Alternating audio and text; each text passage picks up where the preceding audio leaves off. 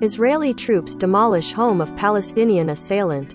The Israeli military says troops have demolished the home of a Palestinian man who killed a Jewish seminary student in a shooting ambush in the occupied West Bank 5 months ago.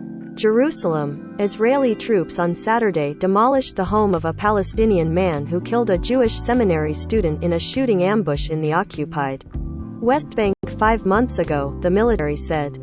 The demolition took place around dawn in the village of Silat al-Qardiya, with troops swinging sledgehammers to break walls and setting off explosives.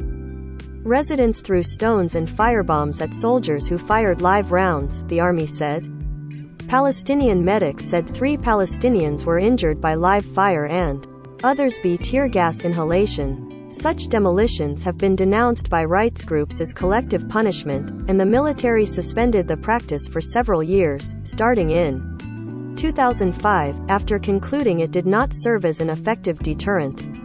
The army resumed demolitions several years ago and now carries them out routinely in response to attacks in which Palestinians kill Israelis. In the most recent attack, 2 Palestinians from the West Bank killed 3 Israelis and wounded 4 in a mass stabbing in the ultra-Orthodox Jewish town of Aladin, central Israel on Thursday. As of Saturday, the suspected assailants, 2 young men from the town of Jenin, remained at large. Officials familiar with the investigation said the attackers arrived in Alad in a vehicle driven by one of the victims and then killed him.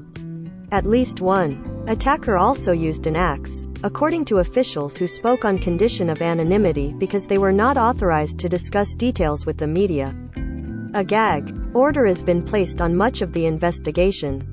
At least 18 Israelis have been killed in 5 attacks since March, including another stabbing rampage in southern Israel, 2 shootings in the Tel Aviv area, and a shooting last weekend in a West Bank settlement. Nearly 30 Palestinians have died in violence, most of whom had carried out attacks or were involved in confrontations with Israeli forces in the West Bank. But an unarmed woman and 2 apparent bystanders were also among those killed, and rights groups say Israel often uses excessive force.